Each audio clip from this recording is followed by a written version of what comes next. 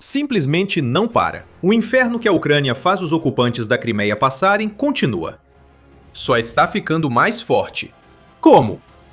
A Ucrânia cortou mais uma ligação terrestre com a Crimeia ao atacar por ambos os lados. A Crimeia não é mais uma península, agora é uma ilha. Isolada, desprovida de apoio. O plano de libertação da Ucrânia é tão eficaz que cria uma armadilha mortal para os ocupantes russos. Putin perde o controle. E o melhor de tudo é que a Rússia já sabia que tudo isso ia acontecer, mas mesmo assim não conseguiu fazer nada para impedir. Vamos levá-lo ao Estreito de Kerch. Esse estreito, antes uma das maiores fortalezas da Rússia, serviu por muito tempo como rota logística. Agora, com drones de médio alcance, o Estreito de Kerch deixou de ser um ativo para se tornar uma grande responsabilidade para a Ucrânia. Foi exatamente o que vimos na noite de 21 de junho. A Ucrânia atacou repetidas vezes. Ao final do bombardeio de drones, incêndios foram relatados em Kerch ocupada, assim como no porto Kavkaz da Rússia, que fica na região de Krasnodar e dentro da própria Crimeia. Outra artéria está sendo cortada. Os combustíveis e suprimentos da Rússia fluem como uma torrente de sangue. A Ucrânia não está sendo nada discreta sobre isso. Após os ataques, o presidente Volodymyr Zelensky usou o Telegram para jogar o fracasso russo na cara de Putin. Zelensky compartilhou imagens dos danos de um ataque ucraniano e afirmou: "Nossas sanções atingiram a logística militar, a indústria petrolífera e a defesa aérea dos ocupantes na noite passada. É apenas uma resposta aos brutais ataques russos contra nosso povo. Agradeço aos guerreiros do Serviço de Segurança, Forças de Sistemas Não Tripulados, Inteligência de Defesa e Operações Especiais da Ucrânia pelo trabalho bem-sucedido a cerca de 300 quilômetros da linha de frente." A Ucrânia confia em divulgar suas ações por um motivo. Ela sabe que a Rússia está encurralada na Crimeia e Putin não pode fazer nada. Vimos isso em 21 de junho, já que a quantidade de ataques que a Ucrânia realizou mostra que quaisquer soluções que a Rússia ache que tem para lidar com o bloqueio logístico da Ucrânia na Crimeia não são suficientes. Relatos de testemunhas, detecção de incêndios por satélite e relatórios da Ucrânia juntos mostram toda a história. Instalações dos dois lados do Estreito de Kerch foram atingidas, como infraestrutura logística de petróleo em Krasnodar e um depósito de petróleo em Kerch. A instalação é usada para levar combustível à Crimeia e territórios ocupados. Localizada no Istmo de Shushka, é um dos principais centros logísticos da Rússia no Mar Negro e Mar de Azov. Porto Kavkaz, em Krasnodar, é essencial para abastecer ocupantes na Crimeia e sul da Ucrânia. No caso, um depósito de óleo e chamas representa menos combustível para as forças de Putin. Neste caso, é possível que a Ucrânia tenha atingido o complexo de gás liquefeito do terminal e gás no depósito, além de possivelmente destruir combustível armazenado. O canal Crimean Wind no Telegram informa que o sistema de satélite da NASA detectou anomalias térmicas no Estreito de Kerch iniciadas por volta da 1h da manhã, horário local. Anomalias térmicas são incêndios massivos e assustadores dos quais não há como escapar. A mídia United 24 acrescenta que testemunhas no local relataram explosões, drones e as tentativas fracassadas das defesas aéreas russas de impedir esses ataques em várias regiões, incluindo Kerch, Bakhchisarai, Sebastopol e Simferopol. Imagens já começaram a se espalhar nas redes sociais. Além do que o canal Crimean Wind compartilhou, vídeos publicados por Serhiy Stenenko no X mostram um porto de Kerch em chamas após o grande ataque de drones da Ucrânia. Vemos incêndios enormes, fumaça subindo no ar e vídeos de grandes incêndios causados pela Ucrânia. Tudo isso já virou cena comum na invasão de Putin. Um país que não deveria atingir a Rússia à distância está lançando drones quase todos os dias para destruir sua infraestrutura energética e afetar a logística da Crimeia. Um ataque por dois lados já era ruim para a Rússia, mas a Ucrânia não parou por aí. A Força-Tarefa de Krasnodar da Rússia publicou uma postagem interessante no Telegram após o ataque da Ucrânia. Na noite de 21 de junho, uma pessoa morreu na travessia de balsa de Kerch após ataque inimigo. A balsa Panagia foi atacada na travessia de Kerch, distrito de Tenryuk. De acordo com relatos preliminares, uma pessoa foi morta e outra ficou ferida. A Rússia tenta criar a narrativa de que a Ucrânia atacou uma balsa civil sem citar objetivo militar para o ataque. Mas a Rússia está mentindo. Novamente, a Panagia não é uma balsa turística. Segundo a mídia, United 24, a balsa, tornou-se essencial para a logística russa após ataques ucranianos à ponte da Crimeia forçarem as forças de Putin a abandonarem essa rota terrestre. O veículo de comunicação relata que analistas de fontes abertas registraram o uso dessa balsa para transportar componentes de mísseis de defesa aérea e equipamentos militares entre a Rússia e a Crimeia. A equipe de Zelensky quer que você acredite que a Ucrânia matou alguém em uma balsa. O que não dizem é que a balsa era militar e a Ucrânia a atingiu com força. Após o ataque à balsa, a Rússia reagiu com pânico.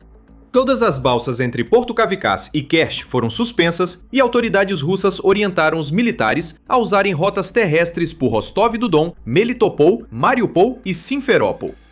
Isso parece uma boa ideia. Não é como se a Ucrânia estivesse atacando com drones a rodovia R-280, que liga todas essas regiões, há semanas. Espere, é exatamente isso que a Ucrânia faz. Os capangas de Putin foram avisados de que precisam sair da frigideira para cair no fogo em uma rota terrestre dominada pelos drones ucranianos. Isso é puro desespero e mostra como a Rússia tem dificuldades para manter seus ocupantes na Crimeia abastecidos. Putin resolveu o bloqueio de uma via crucial, enviando soldados por uma estrada da morte, sob ameaça constante de drones ucranianos. A Rússia não conseguirá proteger sua carga e suprimentos na RR-280. Já vulnerável, essa estrada, junto com toda a Crimeia e as rotas logísticas que a abastecem, se tornou um alvo ainda maior. A Ucrânia destruiu outro alvo importante em 21 de junho. Ainda mais das defesas aéreas que deveriam proteger tudo isso.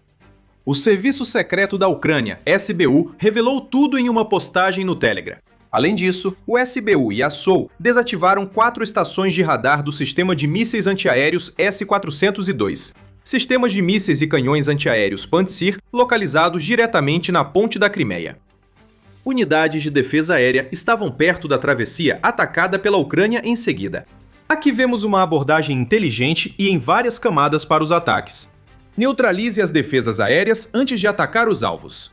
Mas há mais. Com a perda de mais 3 sistemas de defesa aérea que protegiam a Crimeia e sua logística, a Rússia enfrenta um problema crescente que está tornando isso possível. A Rússia está ficando sem defesas aéreas. Isso significa que a Crimeia está virando uma ilha isolada, incapaz de se defender. Esse é o objetivo da Ucrânia e parte do plano do qual a Rússia não pode escapar. Mas antes de entrarmos mais a fundo em tudo isso, fica o lembrete de que você está assistindo ao The Military Show. Se ainda não se inscreveu, agora é o momento perfeito para apertar o botão antes de voltarmos ao relatório. Vamos deixar algo bem claro. As forças da Rússia na Ucrânia ocupada dependem da Crimeia. Durante a invasão de Putin, a Rússia usou a Crimeia como península para abastecer tropas em outras áreas da Ucrânia. Esse status está mudando, e o ministro da Defesa da Ucrânia, Mikhailo Fedorov, revela como. Ele diz que a Ucrânia está transformando a Crimeia em uma ilha, o que vai levar a consequências muito inesperadas para os russos. Fedorov ficou em silêncio, talvez para não estragar a surpresa. Mas podemos especular, e há 3 cenários muito claros que a Ucrânia poderia criar se conseguir aproveitar tudo o que está fazendo para isolar completamente a Crimeia. A Crimeia abastece as tropas russas nas áreas ocupadas de Zaporizhia. Essas tropas deveriam avançar para a capital regional, e Putin exigiu que a Rússia a capture até o fim do verão. O progresso já está lento. Mesmo com ataques intensificados, o Emassias Ucrânia afirma que a Rússia não avançou significativamente em Zaporizhia.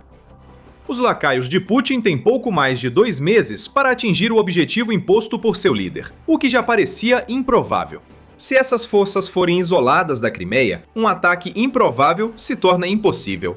A cidade de Zaporizhia vai resistir. E a Rússia vai acabar enfrentando mais um ano em que não conseguiu aproveitar os meses de verão. Depois, tem Kherson.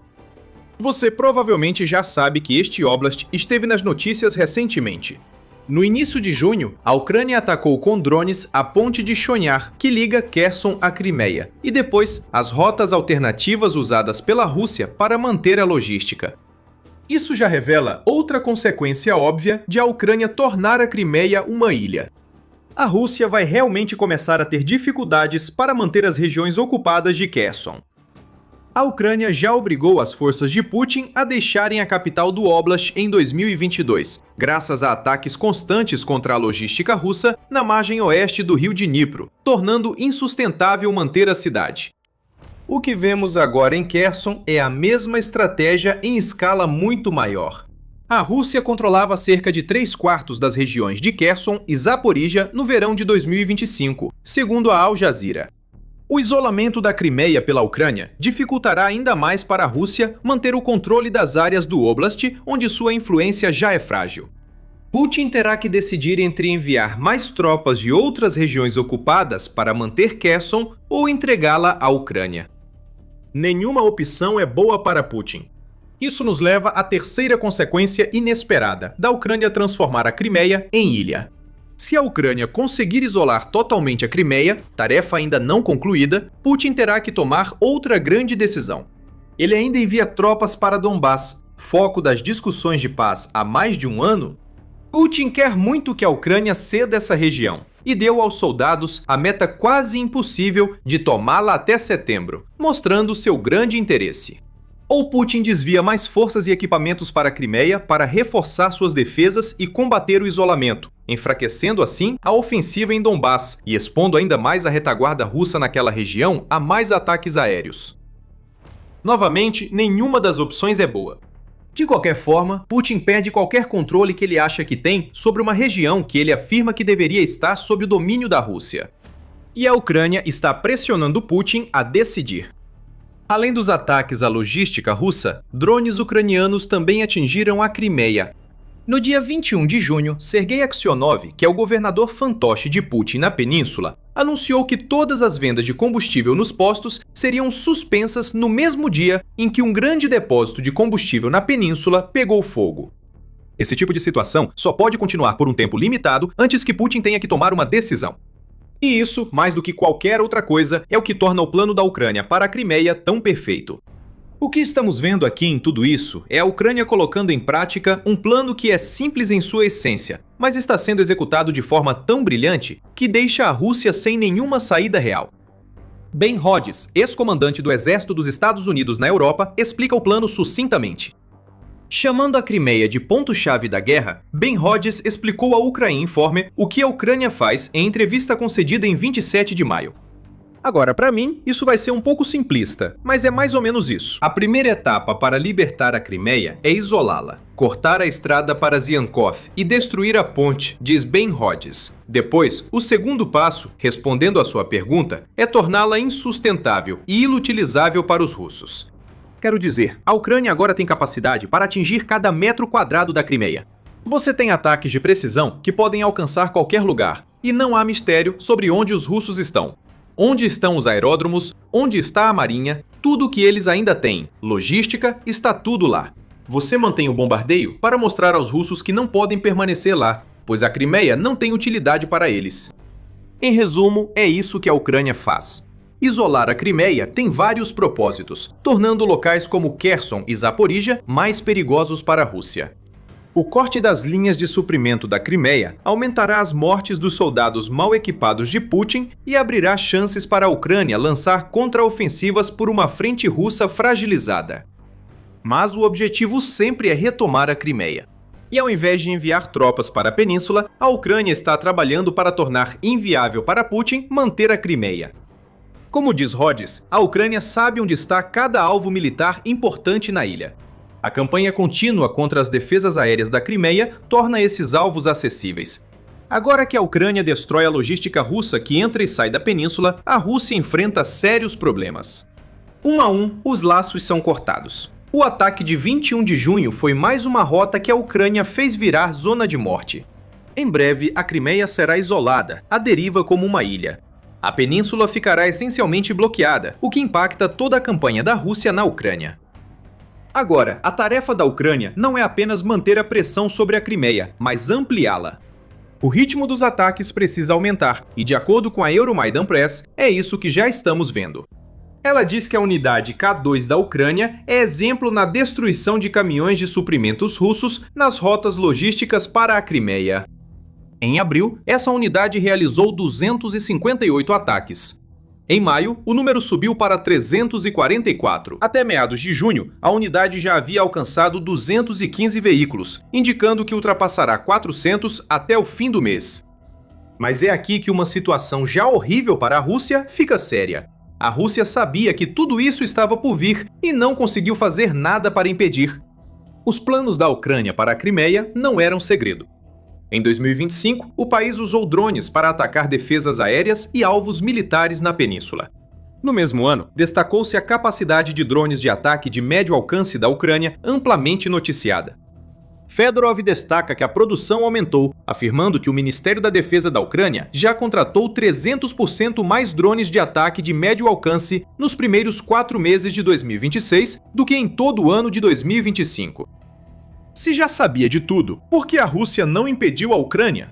A resposta é simples: a Rússia não tem defesas aéreas.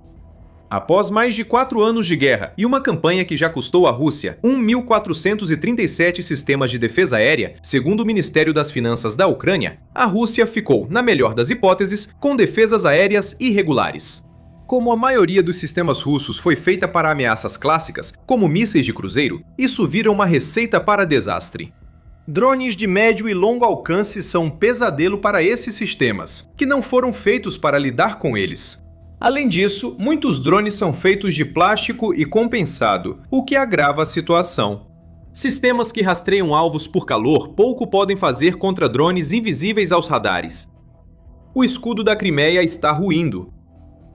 E pior, a Rússia não consegue comprar as defesas aéreas para reforçá-lo. Em uma reportagem de 20 de junho, a Euromaidan Press entrevistou o comandante de drones conhecido como Charger. Charger, do 413º Regimento de Sistemas Não Tripulados da Ucrânia, afirma que a Rússia enfrenta dificuldades para obter microchips necessários para fabricar mais defesas aéreas. Como é um recurso escasso, é muito caro.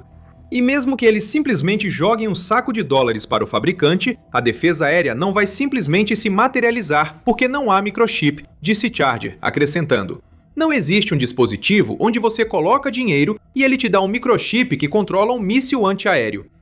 Lembre-se, a Rússia precisa de microchips para os mísseis usados contra a Ucrânia. Abastecer um deixa o outro sem recursos, e é a Crimeia que está pagando o preço. A Rússia possui outras formas de lidar com drones. Sistemas de guerra eletrônica podiam bloquear sinais e desviar drones de sua rota. Com os drones que a Ucrânia está usando para isolar a Crimeia, nem mesmo o bloqueio está funcionando. Os drones de ataque de médio alcance da Ucrânia não apenas tornam a retaguarda russa alcançável. Muitos, como o Hornet, que se destacou na campanha de 2026 contra a Crimeia, também usam inteligência artificial para alcançar seus alvos. Isso retira os sinais bloqueáveis da equação, deixando a Rússia dependente de defesas aéreas desgastadas, que a Ucrânia já mostrou poder superar e atingir. Isso mostra que a Rússia não consegue se defender da estratégia da Ucrânia na Crimeia. E Putin e seus comparsas veem tudo acontecendo. A Ucrânia não fez do que está tentando fazer nenhum segredo, então isso não está pegando a Rússia de surpresa. A defesa, em teoria, é simples: abater os drones de ataque de médio alcance da Ucrânia. Isso salvaria a Crimeia ocupada para a Rússia, mas o país não consegue. As forças de Putin estão como ratos em uma armadilha. A grade está abaixada e o rato sabe o problema, mas não tem saída. O rato aleijado só espera morrer. Assim está a Rússia na Crimeia agora. Observando, esperando e torcendo por um milagre para salvar sua anexação ilegal. Esse milagre não vai acontecer. Só chegarão à Crimeia e regiões próximas mais drones de ataque de médio alcance. A armadilha foi acionada. A vida está sendo drenada da Rússia e mais cedo ou mais tarde as luzes vão se apagar. A Crimeia de Putin vai acabar. Lutar uma guerra não é só questão de efetivo e equipamento na linha de frente. Nos bastidores estão os cérebros. Centros que controlam a propaganda e mantêm todo o aparato militar funcionando. É isso que o Centro de Comunicações Espaciais de Dubna significa para a Rússia.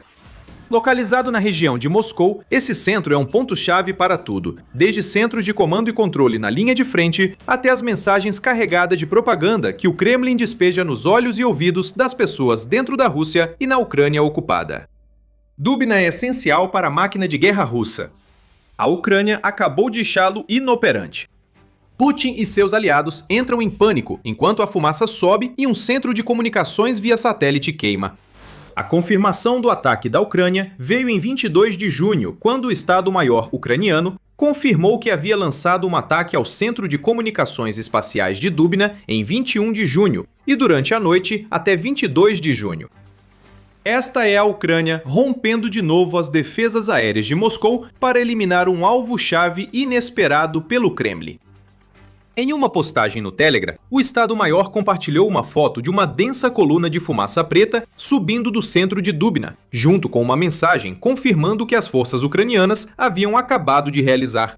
O Centro de Comunicações Espaciais Dubna, perto de Moscou, foi atingido e há muita fumaça na instalação.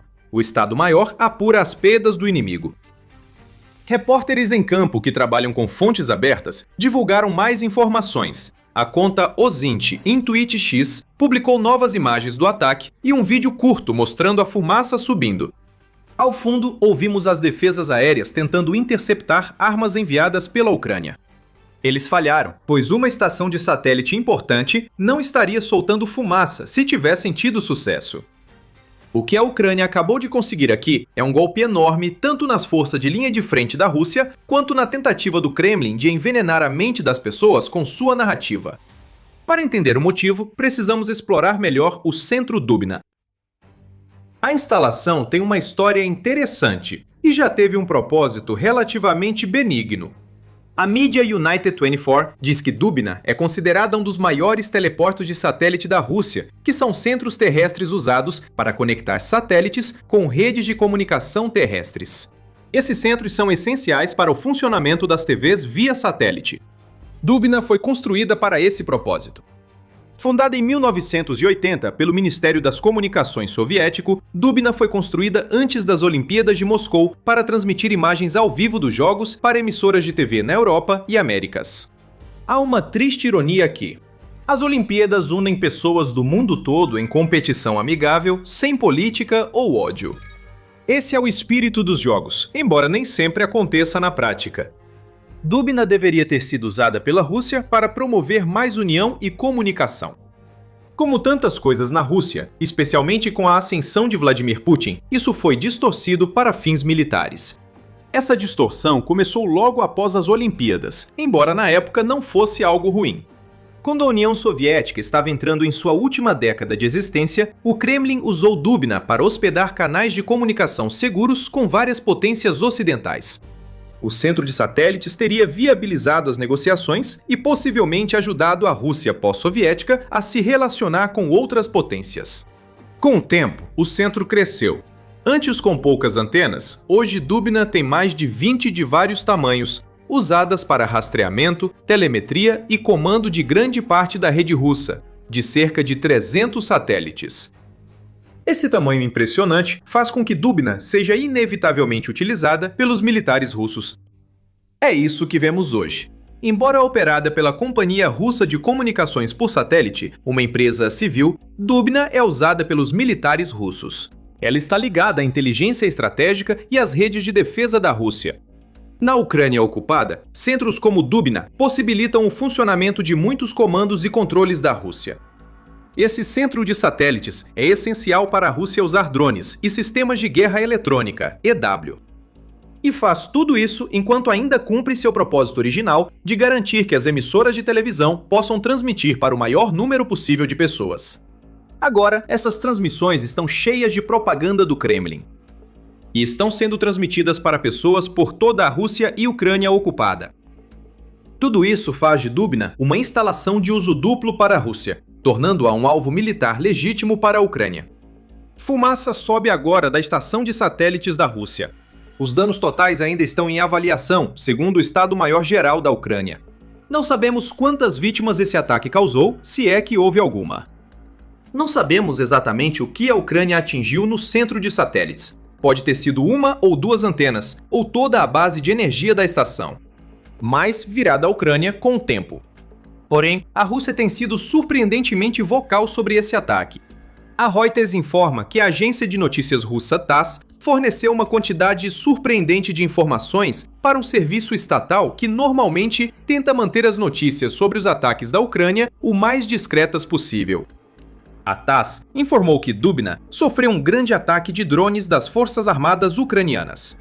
Também disse que os serviços de televisão não foram interrompidos pelo ataque, mas, pela fonte, não se sabe se isso é verdade. A TASS diz que nenhum funcionário do centro se feriu no ataque da Ucrânia. A Rússia age como se tudo estivesse normal em Dubna. Mas as fotos e vídeos da fumaça mostram outra história. Dubna foi atingida. Isso significa que pode ser atingida novamente. Se você acompanha nossos relatos sobre os ataques da Ucrânia, percebe um padrão. A Ucrânia raramente ataca apenas um alvo. Quando os drones da Ucrânia voam, eles vão em direção a alvos por toda a Rússia e nos territórios ocupados, e foi exatamente isso que aconteceu entre os dias 21 e 22 de junho.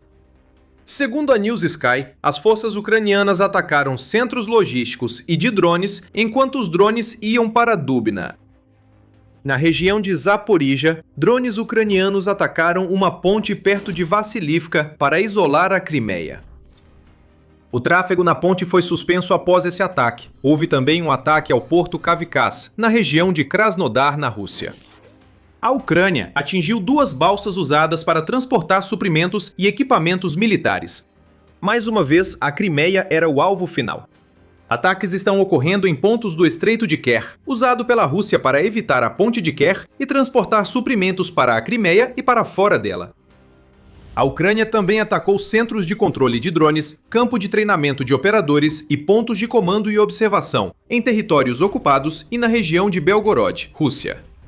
Eles são usados para coordenar ataques russos contra Sumy e Kharkiv na Ucrânia, segundo a News Sky. 21 de junho foi o dia agitado para a Ucrânia. Mas por mais impressionantes que tenham sido todos esses outros ataques, especialmente aqueles que continuam a campanha de isolamento contra a Crimeia, é Dubna que chama toda a atenção. Vamos supor por hora que a Ucrânia danificou Dubna o bastante para fechá-la, mesmo que temporariamente. Isso nos leva à pergunta: o que isso significa para a guerra na Ucrânia? Antes de respondermos a essa pergunta, este é um lembrete rápido de que você está assistindo ao The Military Show. Se você gosta do conteúdo do canal, não se esqueça de se inscrever. Postamos vídeos como este todos os dias. Veja o que atacar Dubna representa para a Ucrânia e a Rússia. Vou repassar a mensagem recém-enviada pela Ucrânia. O centro de satélites de Dubna, no Oblast de Moscou, deveria ser intocável. Rodeada por defesas aéreas como toda Moscou e a centenas de quilômetros da linha de frente, Dubna parecia um alvo que nunca seria atingido por um drone. Pelo menos, era isso que Putin pensava quando iniciou sua invasão em grande escala em fevereiro de 2022. Naquele tempo, Putin tinha razão. A Ucrânia não possuía os meios para esse tipo de ataque. Agora, em 2026, a Ucrânia possui as ferramentas e já demonstrou conseguir atingir Moscou com frequência, sem que as defesas aéreas russas possam fazer muito. O ataque a Dubna gerou muita confusão, além da fumaça que saía do centro de satélites da Rússia. A Nova Voz da Ucrânia relata que o prefeito pressionado da Rússia, Sergei Sobyanin, afirma que as defesas aéreas russas derrubaram quase 80 drones durante o ataque, e que a ofensiva causou o cancelamento ou atraso de um total de 367 voos nos vários aeroportos de Moscou. Dizemos pressionado porque Sergei Sobyanin tem gasto muito tempo falando sobre drones ucranianos e pouco aproveitando sua vida como aliado de Putin nas últimas semanas. O ataque em Dubna foi apenas o exemplo mais recente de vários ataques de drones ucranianos contra a região de Moscou. Menos de uma semana antes, na noite de 17 para 18 de junho, drones ucranianos atingiram a principal refinaria de petróleo de Moscou, Kapotnia, no que autoridades russas chamaram de maior ataque à região em 2 anos. O ataque foi eficiente. Kapotnia incendiou e os moscovitas reclamaram da chuva preta de óleo sobre eles. A Rússia, é claro, diz que essa chuva não aconteceu. Mas quando você vê as imagens do ataque, que incluem um tanque de armazenamento de óleo literalmente tendo a tampa arrancada, possivelmente como resultado de um míssil de defesa aérea russo que falhou e o atingiu, fica difícil negar o impacto do ataque da Ucrânia. Com ou sem chuva de óleo, a Ucrânia enviou uma mensagem para Moscou em 17 de junho, que repetiu em 21 de junho. Moscou não está apenas ao alcance, é um alvo ativo. E esse é um dos principais pontos do ataque a Dubna. Independentemente dos danos causados às instalações da Rússia, a Ucrânia está usando esses ataques para mostrar aos moscovitas que Putin não pode proteger o território deles. O oblast mais protegido de toda a Rússia foi atingido duramente 2 vezes em uma semana e houve danos. Psicologicamente, isso é devastador para a Rússia. A propaganda não pode fingir normalidade, enquanto moradores de Moscou veem fumaça das refinarias e centros de satélite. Essa fumaça prova que o discurso da Ucrânia sobre possuir armas com alcance de até 3.000 quilômetros não é apenas bravata. É real e a Ucrânia segue provando isso. Sobre propaganda, em breve falaremos sobre o significado do ataque a Dubna nesse contexto. Há também as implicações militares desse ataque a considerar. Postos de comando, centros de drones e guerra eletrônica. Todos dependem de Dubna, operando totalmente. Então, a perda desse centro de satélites pode impactar gravemente as forças russas nos territórios ocupados e linhas de frente da Ucrânia. Lembre-se do que já falamos sobre os vários usos de Dubna. Após as Olimpíadas, a Rússia usou o satélite para abrir canais seguros de comunicação com outros países. É razoável supor que centros de comando e controle na Ucrânia usam canais semelhantes, especialmente agora que Dubna cresceu tanto. Perder comunicações seguras prejudica a Rússia, assim como perder a coleta de dados fornecida por Dubna.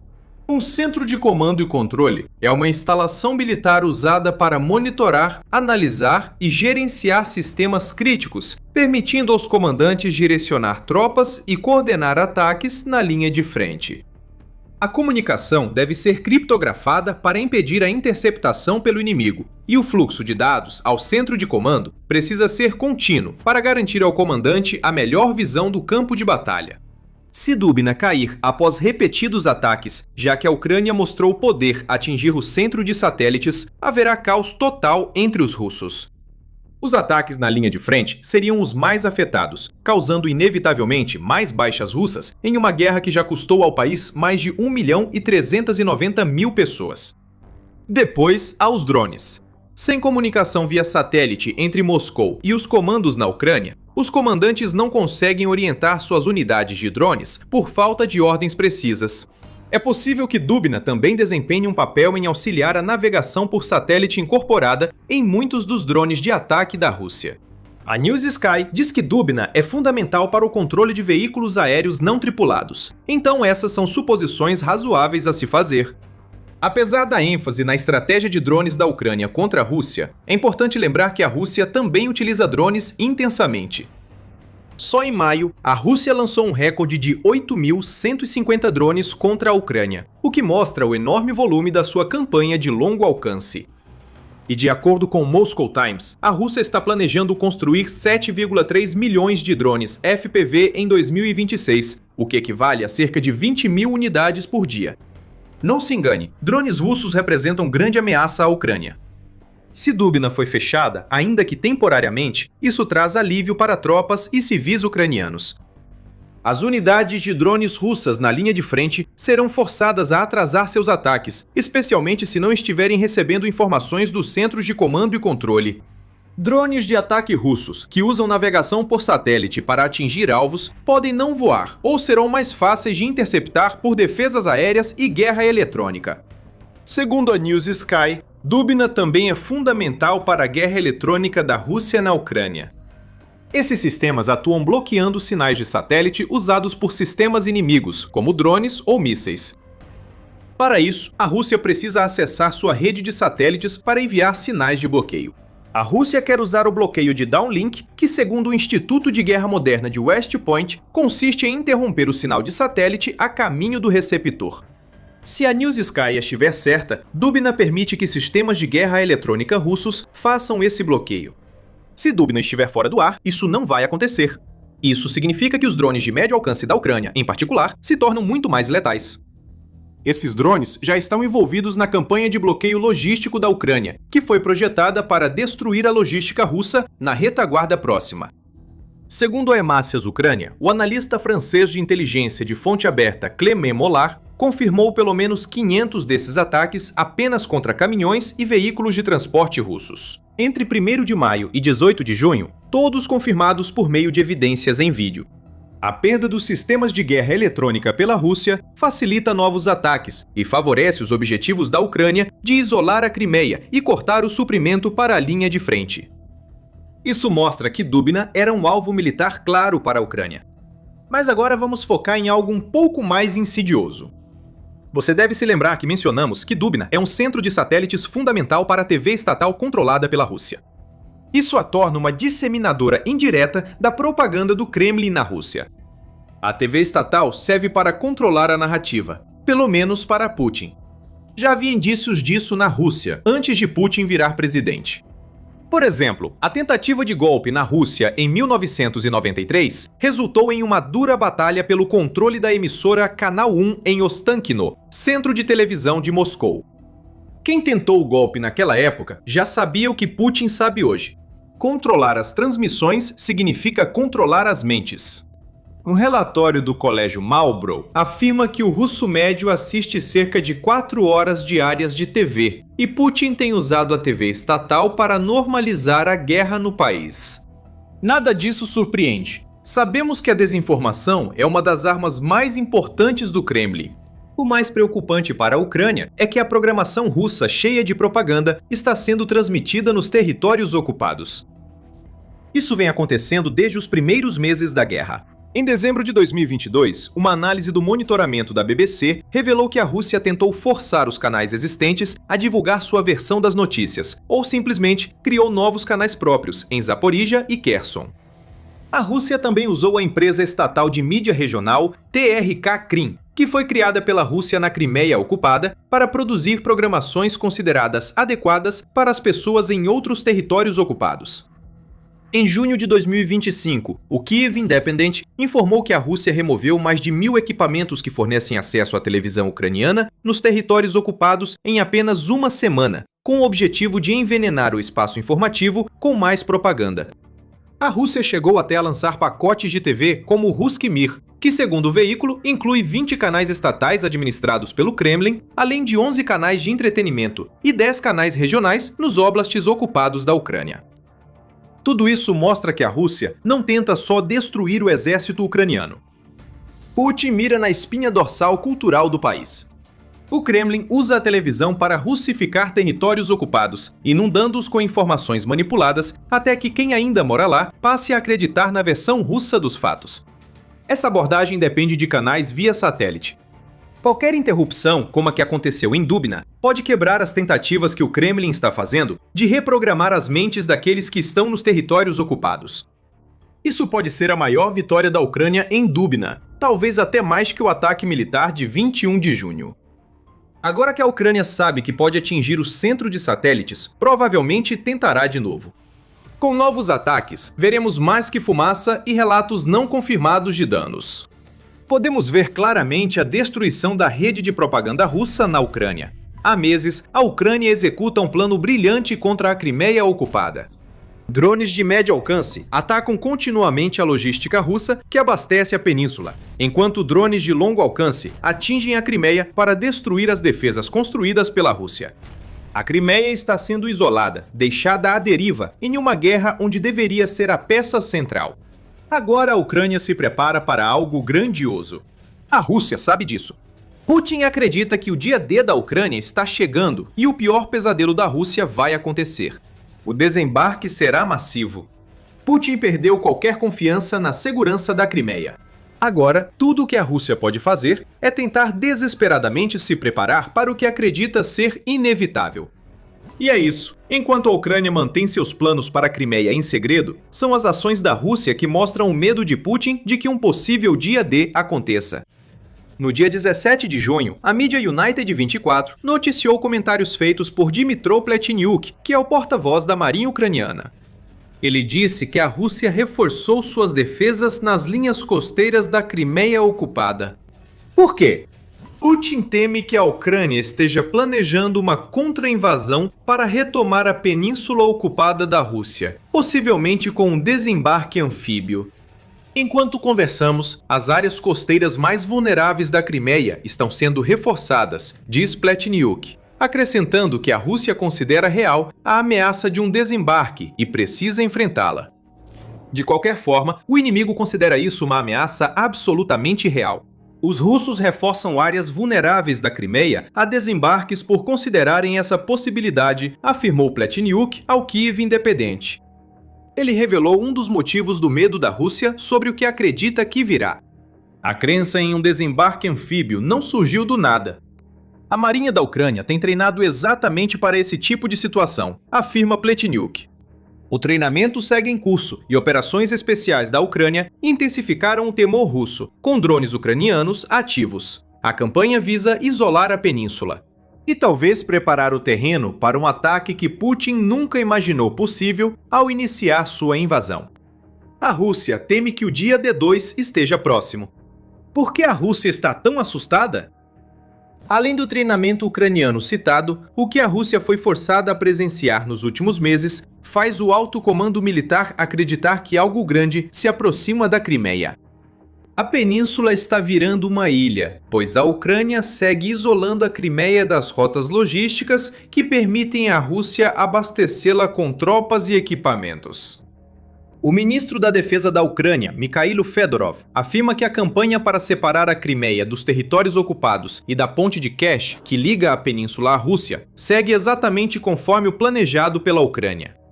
Esse isolamento vai transformar em uma ilha a península que Putin roubou da Ucrânia em 2014, e isso pode levar a consequências muito inesperadas para os russos, relata o Euromaidan Press, citando Fedorov durante uma entrevista ao canal de imprensa da Ucrânia. Mesmo parecendo vago do ministro da Defesa da Ucrânia, é um aviso à Rússia. Esse aviso indica um ataque anfíbio iminente? É difícil dizer, mas o que sabemos com certeza é que a Ucrânia está preparando o terreno que pode tornar esse tipo de ataque possível. Nas últimas semanas, a nova geração de drones de ataque de médio alcance da Ucrânia tem atingido a rede logística que sustenta a Crimeia. Fedorov revela que o Ministério da Defesa da Ucrânia preparou essa campanha de isolamento, contratando 300% mais drones de ataque de médio alcance nos primeiros 4 meses de 2026 do que em todo o ano de 2025. Porém, o presidente da Ucrânia, Volodymyr Zelensky, afirma que o número é ainda maior, citando aumento de 500%. Maio e junho registraram um grande aumento no uso de drones de ataque de médio alcance, com resultados na Crimeia. Desde o fim de maio, a Ucrânia transformou a rodovia RR-280, que liga a Rússia, sul da Ucrânia e Crimeia, em um inferno. O tráfego nessa estrada diminuiu em 71% desde que esses ataques começaram, afirma o comandante das Forças de Sistemas Não Tripulados da Ucrânia, Robert Brovdi. Com a RR-280 ficando inutilizável para a Rússia, a Ucrânia passou a atacar pontes em todos os territórios ocupados que levam à península. Um ataque em 9 de junho causou a suspensão completa do transporte sobre essa ponte, forçando desvios para rotas alternativas que passam por Armiansk e Perakop. Foram registrados ataques na ponte entre Hanichesk e o Flecha de Arabat em Kherson e em Armiansk, visando cortar uma das rotas alternativas que a Rússia tentou criar. Antes de 11 de junho, um desses ataques levou a Ucrânia a destruir 50 caminhões de suprimentos e tanques de combustível que a Rússia tentava enviar por Armiansk à Crimeia. E esse é o ponto. Cortar todas essas estradas impede que combustível, comida, suprimentos e soldados cheguem à Crimeia.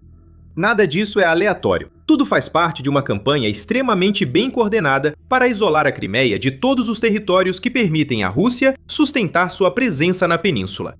Segundo a mídia United 24, ataques ucranianos têm interrompido constantemente linhas de abastecimento russas para a Crimeia, numa campanha que parece visar sufocar os ocupantes russos da península. Mas será que há algo além disso? E se a Ucrânia, além de isolar, estiver preparando um desembarque anfíbio, como a Rússia teme? Isso explicaria as defesas, mas ainda há a questão de como a Ucrânia faria isso. Vamos analisar em breve os comentários de Platonchuk e possíveis planos da Ucrânia. Mas antes disso, fica o lembrete de que você está assistindo ao The Military Show. Se estiver gostando deste vídeo, lembre-se de se inscrever para ver mais do nosso canal. Então, um desembarque anfíbio. O que aconteceria se a Ucrânia tentasse um dia D na Crimeia? Vimos só algumas pistas do que a Ucrânia poderia estar planejando. Em agosto de 2023, as forças ucranianas realizaram o que chamaram de Operação Especial na Península da Crimeia. A inteligência militar ucraniana desembarcou um pequeno contingente de forças na Crimeia usando embarcações que chegaram perto de Miak e Olanivka. Na operação, soldados ucranianos entraram em combate, causando ao menos 30 baixas russas e danificando 4 barcos russos rápidos antes de deixarem a península. Na época, a operação mostrou que a Ucrânia conseguia desembarcar soldados na Crimeia e agora pode servir de modelo. Mesmo assim, foi uma operação pequena. Mostra que a Ucrânia consegue infiltrar soldados na Crimeia à noite, causar baixas e sair. O plano é infiltrar soldados gradualmente, o que pode ser uma estratégia viável. Porém, as forças russas na Crimeia provavelmente esmagariam esses grupos se eles ficassem muito tempo. A península da Crimeia tem cerca de 26.500 km², o que é uma área considerável para cobrir. É mais de 5 vezes e meia os 4.700 km² da Ucrânia, que, segundo a BBC, a Rússia roubou da Ucrânia em 2025, por exemplo. É difícil saber quantos soldados a Rússia mantém na Crimeia, já que as estimativas mais recentes são de antes da invasão de Putin. Em julho de 2020, a UKRI informou que a Rússia tinha 32.500 soldados na península, sendo 11.500 deles compondo a força terrestre. O número pode ser maior agora, ou devido ao papel logístico da Crimeia para tropas na Ucrânia ocupada, até menor. Mesmo assim, é muito soldado para pequenos grupos que chegam pelo mar enfrentarem. Um desembarque maior seria preciso para a Ucrânia libertar totalmente a Crimeia da Rússia. Isso não impede a Ucrânia de usar pequenos grupos de operações especiais, como em 2023. Esses grupos poderiam ser enviados pela costa da Crimeia para destruir defesas e preparar fortificações para grupos maiores, mas não conseguiriam tomar a Crimeia sozinhos, como observa Platonchuk. Ele afirma que um desembarque como o do dia D na Crimeia só ocorreria dentro de uma ofensiva maior e mais complexa, provavelmente focada também em libertar grandes áreas ocupadas ao sul ligadas à Crimeia. Mencionamos o dia D algumas vezes porque Platonchuk fez essa comparação ao falar sobre um desembarque anfíbio na Crimeia. Talvez possamos usar o dia D como referência para entender o que a Ucrânia precisaria fazer para viabilizar esse tipo de desembarque. Especificamente, Platonchuk menciona o ataque à praia de Omaha e usa isso como exemplo do tipo de defesas que a Ucrânia enfrentaria. Minas na água e na costa, que a Ucrânia usaria para desembarque, teriam que ser evitadas, além de defesas terrestres como arame farpado e trincheiras para atrasar soldados. Ninhos de metralhadora e bunkers disparariam continuamente contra os soldados ucranianos. Além disso, ao atacar pelo mar, a Ucrânia provavelmente terá poucas defesas aéreas, facilitando o apoio aéreo russo. No exemplo da praia de Omaha, o Museu Nacional da Segunda Guerra Mundial informa que cerca de 160 mil soldados aliados participaram do dia D, com 34 mil americanos desembarcando em Omaha. Toda a operação custou aos aliados mais de 10.300 baixas, das quais 2.400 ocorreram na praia de Omaha. Mas aqui vai um detalhe muito importante. Os aliados usaram 7.000 embarcações navais, incluindo cerca de 4.000 embarcações de desembarque, nos desembarques do dia D, além de 12.000 aeronaves dando suporte. Se tomar a Crimeia for para parecer algo parecido com isso, então a Ucrânia tem um problema. A Ucrânia mal tem uma marinha para se falar. O Global Firepower, que classifica 145 forças armadas ao redor do mundo, usando um índice especial que avalia tudo, desde efetivo até os recursos disponíveis, diz isso. A marinha da Ucrânia consiste em 169 navios, sendo a grande maioria deles embarcações de patrulha. A mesma fonte diz que a Ucrânia possui 347 ativos aéreos, então o nível de apoio aéreo visto durante o dia D não estaria disponível para a Ucrânia, caso ela lançasse uma invasão anfíbia contra a Crimeia ocupada. Então, a ideia foi descartada? Não necessariamente. 2026 está muito distante de 1944, e isso significa que a Ucrânia tem oportunidades de realizar suas tentativas de desembarque de uma forma bem diferente do que vimos na praia de Omaha. Primeiro, a Ucrânia precisa colocar tropas em terra. Platonchuk afirma que não há como libertar a Crimeia sem levar soldados à península e mantê-los lá. No entanto, o que chama a atenção no dia D é que foi o maior desembarque anfíbio já concebido, o que significa que muito mais do que apenas a praia de Omaha esteve envolvido. Os aliados invadiram 5 praias para formar uma linha contínua do mar ao interior da França. A Ucrânia não precisa fazer isso e tenta recuperar uma península bem menor que a França. Isso favorece a Ucrânia.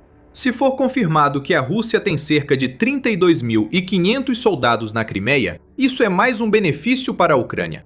Isso mostra que a Ucrânia não precisa empregar uma força tão grande como no dia D. A estratégia da Ucrânia de isolar a Crimeia corta o suprimento dos soldados lá e dificulta que a Rússia envie reservas à península se houver ataque ucraniano. A principal arma da Ucrânia para esse tipo de desembarque são as que não precisam de soldados operando diretamente. Drones. Eles mudam o jogo. O apoio aéreo no dia D da Ucrânia pode ser feito por milhares de drones, não por aeronaves. Imagine drones de ataque médio atingindo continuamente bunkers e postos de metralhadora. Drones Flamingo, híbridos e mísseis atingem as defesas. Tudo isso diante dos soldados ucranianos que desembarcam e tentam avançar. A Ucrânia pode coordenar várias ondas de drones antes de um desembarque, destruindo defesas russas antes de qualquer soldado chegar às praias. A Ucrânia também possui drones para isso. Segundo o New York Times, o país já consegue lançar cerca de 5.000 drones de médio e longo alcance por mês.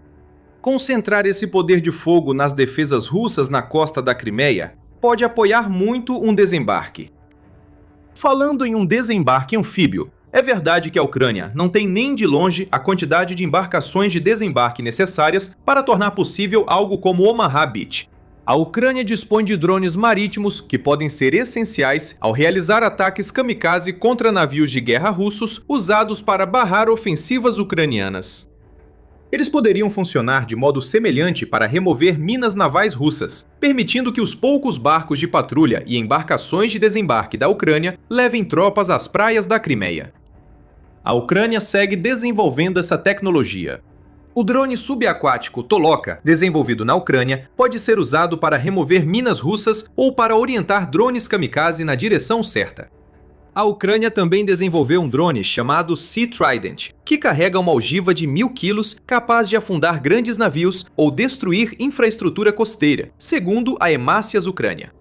Percebemos que a versão ucraniana do dia D seria bem diferente da de 1944. A Ucrânia talvez consiga preparar o desembarque de soldados usando drones para destruir as defesas costeiras da Rússia muito antes desses soldados chegarem às praias. Claro, os drones não podem fazer todo o trabalho. Quanto mais destruírem, principalmente com a Crimeia isolada, mais fraca ficará a defesa russa contra o desembarque, que não terá a mesma escala de Omaha Beach. Talvez usando drones, o tipo de desembarques em pequena escala que vimos em 2023 possa ser suficiente para a Ucrânia estabelecer uma linha de avanço mais profunda na Crimeia. Reconheço que essa é uma visão otimista sobre um ataque anfíbio da Ucrânia à Crimeia. Essa operação terá muitos desafios, e isso não pode ser ignorado. Rand aponta que a Crimeia tem cerca de 750 quilômetros de litoral que a Rússia pode fortificar. Apesar da extensa costa facilitar o envio de soldados, mas também é difícil cobrir toda essa extensão quando a Ucrânia tem acesso limitado a navios de desembarque e poder aéreo. A Ucrânia provavelmente tentará combinar um ataque anfíbio com um terrestre, mas essa estratégia também envolve muitos riscos. Rand destaca que a Crimeia liga-se ao território ucraniano por uma estreita faixa de terra, com poucos quilômetros de largura, provavelmente bem fortificada pela Rússia. Agora, a Ucrânia poderia considerar um ataque em duas frentes, especialmente se continuar sua campanha de isolamento contra a Crimeia. Sim, essa abordagem seria prejudicial, pois a Ucrânia perderia milhares de soldados. Se a Rússia não reabastecer ou enviar reservas à Crimeia, a disputa pode virar um desgaste que a Ucrânia pode vencer. Com a Ucrânia prevendo produzir até 7 milhões de drones por ano em 2026, a estratégia de drones para a costa da Crimeia poderia ser usada também na faixa de terra que tropas ucranianas precisariam atravessar para entrar na Crimeia. A Ucrânia também está perto de expulsar a Rússia do Restinga de Kimbas, uma estreita faixa de terra no Oblast de Mykolaiv, que avança para o Mar Negro a oeste da Crimeia. Quando a Rússia tomou o istmo, usou-o para lançar drones contra a Ucrânia. Retomar o istmo de Kimbas pode permitir à Ucrânia agir contra a Crimeia, enfraquecendo ainda mais suas defesas russas isoladas. Ainda assim, é inegável. Um ataque anfíbio ou combinado contra a Crimeia colocará milhares de soldados ucranianos sob fogo russo.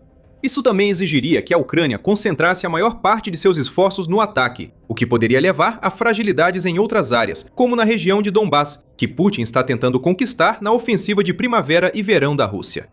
Não estamos dizendo que retomar a Crimeia da maneira que a Rússia teme que a Ucrânia possa fazer não seja possível. Só pode não ser prudente, especialmente quando a Ucrânia pode seguir uma estratégia diferente. Essa campanha de isolamento, que poderia preparar o terreno para um desembarque anfíbio, poderia, em vez disso, servir como uma espécie de bloqueio contra a Crimeia. A Ucrânia já atingiu tanto a frota do Mar Negro que ela teve que deixar sua base na Crimeia.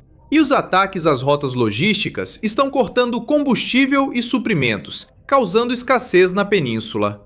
A Ucrânia já transformou a Crimeia em uma ilha, como afirma Fedorov, e é uma ilha que está cercada pela guerra. Talvez a melhor estratégia seja seguir atingindo a Crimeia e regiões próximas à distância, tornando a vida na península insuportável para os ocupantes russos a ponto de quererem sair. Forçar a retirada pode ser o melhor método da Ucrânia, e isso está claramente em seus planos.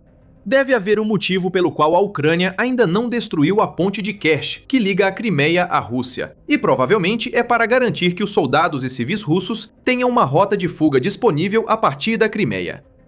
A Ucrânia pode escolher qualquer abordagem, mas a Rússia está claramente preocupada. Ela só reforçaria as defesas costeiras se considerasse possível um ataque anfíbio. Mas para a Ucrânia, esse tipo de ataque envolve riscos, por mais que esses riscos possam ser mitigados com a entrada dos drones na equação. Então talvez seja uma questão de esperar a Rússia ceder, manter a Crimeia isolada, tornar insustentável a permanência na península e depois realizar um desembarque que se pareça menos com o dia D e mais com um exército triunfante chegando para reivindicar o que já conquistou.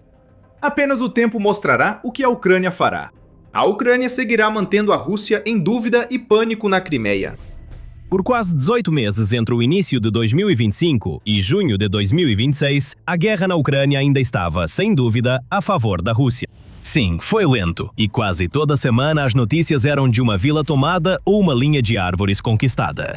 A Rússia reduziu bastante o ritmo de avanço territorial semanalmente, mas ainda assim, meses desse avanço lento se acumularam, acumulando ganhos imperceptíveis um sobre o outro, e a linha no mapa começa a se curvar. Essa era a guerra. A Rússia avançava, a Ucrânia sangrava para tentar desacelerar e a linha de frente se arrastava para o oeste. Então, algo aconteceu em março de 2026. Os ganhos líquidos não apenas pararam de crescer, mas começaram a se reverter, ao invés de apenas desacelerar como antes. A Rússia avançou em alguns setores, mas a Ucrânia recuperou mais em outros. Os números, conforme o mapa usado, contam uma história. Isso vai de algumas dezenas de quilómetros quadrados a favor da Ucrânia em março para algo bem acima de 100 em abril, até um número ainda maior em maio. A ponto de estarmos falando principalmente sobre o quanto a Ucrânia está contra-atacando. O primeiro é óbvio, o próprio exército. Falamos de homens, máquinas, combustível, munição e da capacidade de seguir lançando um exército contra uma parede. O segundo é menos óbvio, mas tão importante quanto. O Kremlin está ficando sem histórias críveis. Por 18 meses, cada revés tinha uma explicação pronta para ser usada. A guerra seguia dentro do cronograma, e a economia da Rússia, embora abaixo das previsões otimistas, ainda crescia e sustentava o conflito, mesmo com sanções pesadas. Durante quase todo 2025, a Rússia afirmou que a Ucrânia seguia perdendo, apesar de ganhos mínimos e do uso crescente de suas reservas. O que estamos vendo em 2026 é o momento em que tanto as reservas materiais quanto a propaganda começam a apresentar falhas ao mesmo tempo. O tanque seca, e a desculpa para o tanque estar vazio também. Agora, um ponto principal a se ter em mente é que todos os dados que temos do início de 2026 vêm de várias fontes e podem estar tendenciosos a favor da Ucrânia. Os rastreadores públicos divergem sobre a magnitude e, nas leituras mais restritas, até sobre a direção. Mas o método da Rússia ainda é avançar e depois enviar rapidamente reforços para consolidar. Se a Ucrânia está recuperando os lugares que a Rússia está tentando avançar mais rápido do que a Rússia consegue reforçá-los, então a ofensiva russa está fracassando em seus próprios termos. Não importa como a mídia russa realmente se refere ao controle do território. A ofensiva não está alcançando seu objetivo, e o lado que deveria estar defendendo é o lado que está ditando o ritmo. Em março, dava para, com boa vontade, dizer que era algo sazonal. Quando você chega aos números de maio, a história sazonal já perdeu o sentido, que, convenientemente, é exatamente de onde começamos. O primeiro fator é o clima. Umidade, chuva, neve, gelo derretendo podem ser fatais para veículos pesados em movimento. Mesmo em uma guerra dominada por drones e equipes de infiltração, veículos blindados continuam essenciais. E todos, operadores de drones ou não, precisam de reabastecimento. O último inverno foi mais frio e úmido que o anterior, resultando em muito mais neve. Em março, a neve derreteu e iniciou uma temporada de lama intensa, transformando as estradas de terra da Ucrânia e Rússia em sopa, o que atolou a ofensiva. A Rússia venceu ao culpar o clima, alegando que ninguém tomou uma decisão errada. O solo ficou fofo, mesmo que a Rússia provavelmente tenha ditado o ritmo dos avanços no ano passado. Precisamos, porém, analisar as inconsistências. A teoria da lama sugere uma frente congelada e estagnada, em vez de um avanço da Ucrânia. Se fosse só isso, esperaria ambos os exércitos presos no mesmo lugar, reclamando do clima. Ambos os países tiveram décadas de treinamento em terrenos parecidos, pois o clima no sudoeste da Ucrânia e da Rússia é praticamente igual. O clima é real e contribui para desacelerar a Rússia. Este é o primeiro exemplo de um padrão recorrente, com uma explicação conveniente ao Kremlin sobre por que a Rússia parou, mas que não esclarece por que agora perde território. O segundo fator é a linha das árvores. Geralmente é uma das paisagens mais bonitas do país. Campos dourados sem fim sob um céu azul imenso. É praticamente a inspiração para a bandeira da Ucrânia e mostra o papel da Ucrânia como grande produtora e exportadora de trigo e grãos. Mas observa as bordas desses campos e verá fileiras de árvores, chamadas tecnicamente de quebra-vento. Elas existem porque sem elas o vento retira a camada superior do solo e a Ucrânia deixa de ser o celeiro da Europa. Esses quebra-ventos também protegem a infantaria, avançando e tentando se esconder dos drones. De certo modo, o programa de conservação do solo dos anos 1930 acabou ajudando grupos de assalto russos a avançar sem serem detectados. Mas mesmo em 2024, a Ucrânia começou a usar fogo, equipando drones com lança-chamas improvisados para queimar os quebra-ventos e expor as posições russas. Embora não esteja clara a escala dos esforços da Ucrânia para remover a cobertura em 2026, qualquer ação pode eliminar uma das poucas vantagens da Rússia ao se mover entre locais densamente povoados. Mesmo aqui, há um aspecto em que a estagnação russa não faz sentido. Linhas de árvores queimadas deveriam barrar a infantaria russa, mas também dificultam o avanço ucraniano, pois a cobertura ajuda ambos os lados. O que nos leva ao terceiro fator, aquele em que o ritmo realmente mudou. Conectividade com a internet e Starlink. Tropas russas usaram terminais Starlink contrabandeados e capturados para se comunicar na linha de frente, o mesmo serviço de internet via satélite que mantém a Ucrânia conectada desde 2022. A Rússia nunca deveria ter acesso a eles, já que a SpaceX não vende na Rússia. Mas no início de fevereiro de 2026, isso mudou. Após conversas entre Elon Musk e o recém-nomeado ministro da Defesa da Ucrânia, Mikhailo Fedorov, a SpaceX tomou medidas para bloquear o acesso não autorizado dos russos. A Ucrânia enviou uma lista de permissões com seus terminais. Os demais, nas áreas ocupadas, ficaram sem acesso. Musk, do seu jeito típico, disse que as ações contra o uso não autorizado pelos russos funcionaram e perguntou se mais algo era preciso. O efeito foi imediato. Aqui, a propaganda se destaca. Autoridades ucranianas disseram que os ataques cessaram de repente. O Centro de Análise de Políticas Europeias argumentou que isso poderia colapsar toda a comunicação militar da Rússia. E o próprio Pentágono avaliou posteriormente que a Ucrânia recuperou cerca de 400 km² depois que esses terminais foram desativados, marcando o primeiro ganho real de Kiev desde 2023. Compare isso com a posição oficial do Kremlin, que afirmou por meses que soldados russos nunca usaram ou tiveram acesso ao Starlink. Essa alegação nunca foi realmente crível. Quando os terminais pararam e o ataque estagnou, tornou-se impossível. Você não pode, ao mesmo tempo, insistir que seu exército não depende de algo e, em seguida, travar visivelmente no momento em que esse algo é retirado. E a história da solução é quase pior para Moscou do que o problema original. A resposta da Rússia é uma rede de satélites nacional chamada Resvet, que significa alvorada. De acordo com os primeiros relatos, ela deve se tornar comercial até 2027, mas o problema está na matemática. Analistas afirmam que uma constelação assim precisa de ao menos 250 satélites para ser uma rede confiável. Até junho de 2026, Roosevelt tinha 16 em órbita e até perdeu um deles, e o programa já está atrasado em relação ao seu próprio cronograma. A SpaceX, para comparação, opera bem mais de 10.000 satélites. A garantia do Kremlin de substituição só prevê prazo para 2027, deixando as tropas da linha de frente com problemas prolongados de comando e controle. Até 2027. E mesmo isso é uma projeção otimista.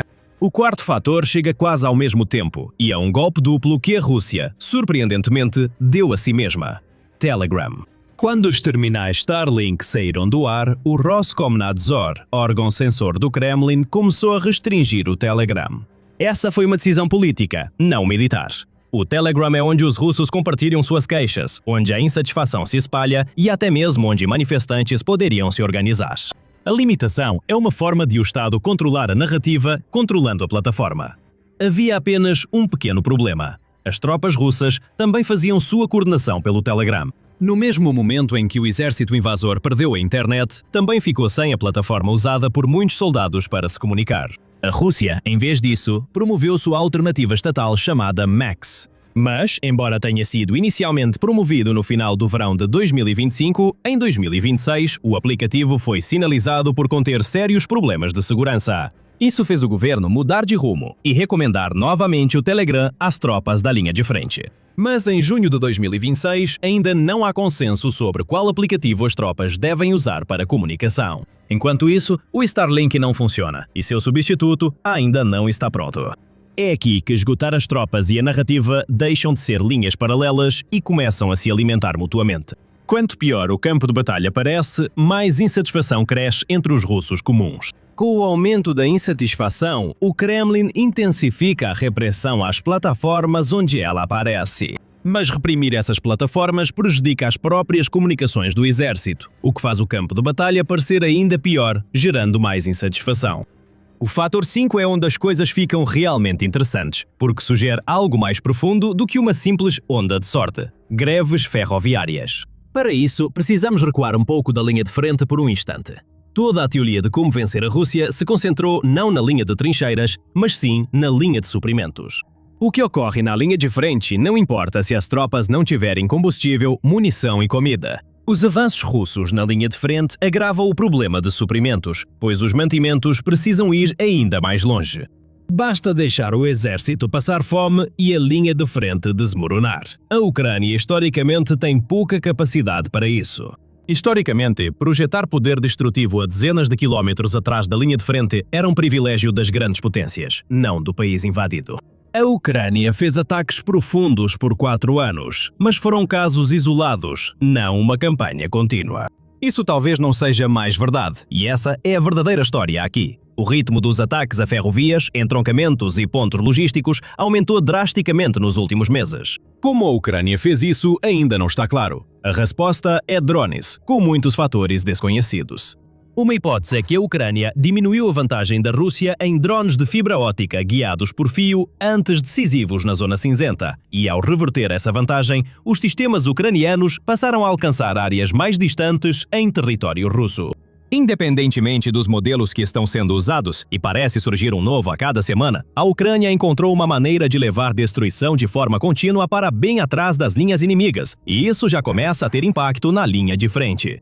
Crucialmente, essa também é uma categoria que o Kremlin não pode simplesmente disfarçar, porque uma linha férrea cortada não é algo que se possa esconder quando os trens que deveriam usá-la simplesmente não estão circulando.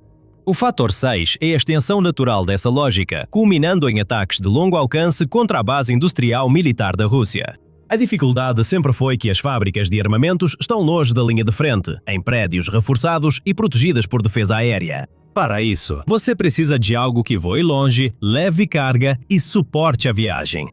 Duas coisas mudaram. Primeiro, as defesas aéreas russas vêm desmoronando visivelmente há quase um ano e segundo, a Ucrânia conseguiu criar um pássaro que pode voar longe o suficiente para destruí-las completamente.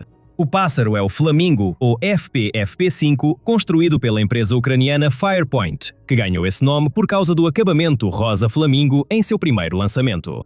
Segundo relatos, não é um drone modificado. É um míssil de cruzeiro pesado, que supostamente carrega uma ogiva de cerca de 1.150 kg a uma distância de aproximadamente 3.000 km. Isso é algo como 10 vezes mais explosivo que os drones de longo alcance e mini-mísseis de cruzeiro usados pela Ucrânia, que normalmente levavam só dezenas de quilos. Ataques confirmados do Flamingo já incluem alvos como a fábrica de máquinas de Votkinsk e grandes arsenais pertencentes à principal diretoria de mísseis e artilharia da Rússia. Em outras palavras, exatamente aqueles alvos de fábricas e depósitos profundos e fortificados que estavam fora de alcance há um ano. O mais difícil é determinar o dano exato e o impacto na produção da Rússia. Nesse ponto, a propaganda, pela primeira vez, favorece o Kremlin.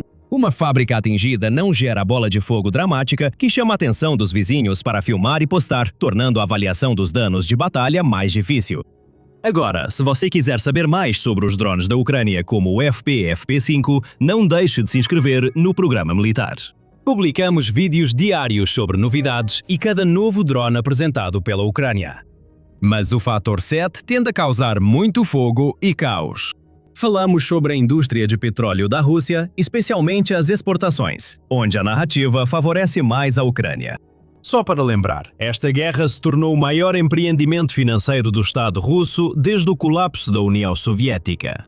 Entre 2022 e 2026, a Rússia teve consistentemente orçamentos militares recordes, chegando a 40% de todos os gastos do governo, e isso foi apenas para o financiamento publicamente admitido.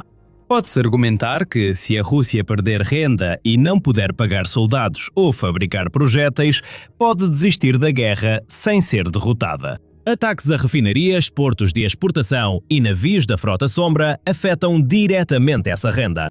As defesas aéreas russas estão em péssimas condições e a campanha funciona há meses, piorando para Moscou.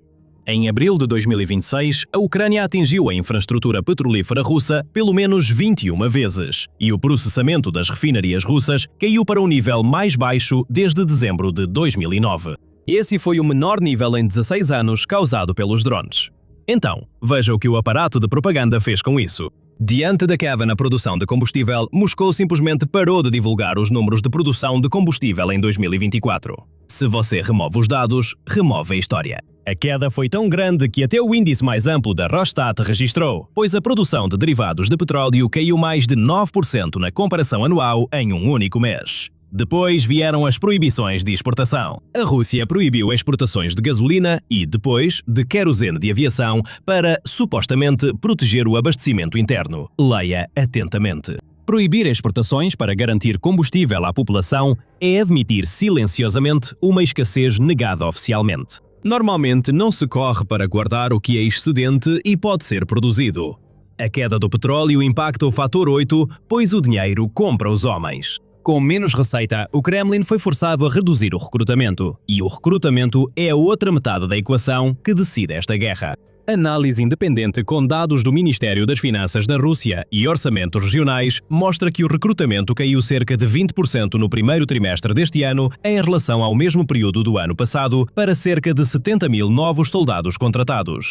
Autoridades russas, como o ministro da Defesa, declararam que o recrutamento supera o planejado. No mesmo período, regiões de toda a Rússia elevaram silenciosamente seus bónus de adesão para níveis recordes, com média de cerca de 1,5 milhão de rublos ou 21 mil dólares. Se o recrutamento estivesse mesmo acima do previsto, não precisariam aumentar o valor.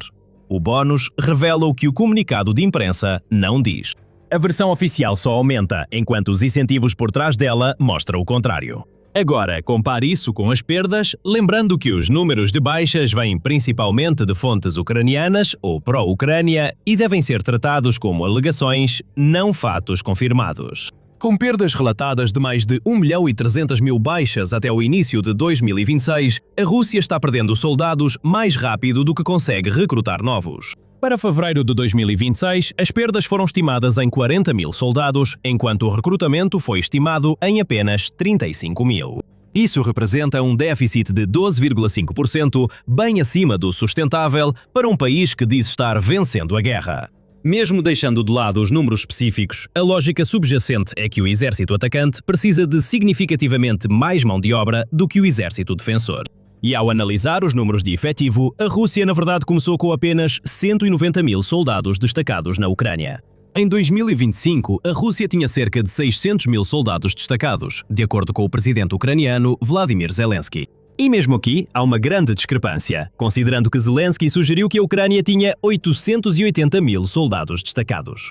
No início de 2025, a Rússia já havia perdido sua vantagem numérica de soldados, sem considerar ainda a diferença tecnológica e de acesso. Mas, ao longo de 2025, a Rússia perdeu mais soldados do que recrutou. A maioria das estimativas consistentes sugere que foram perdidos 415 mil soldados contra uma 409 mil.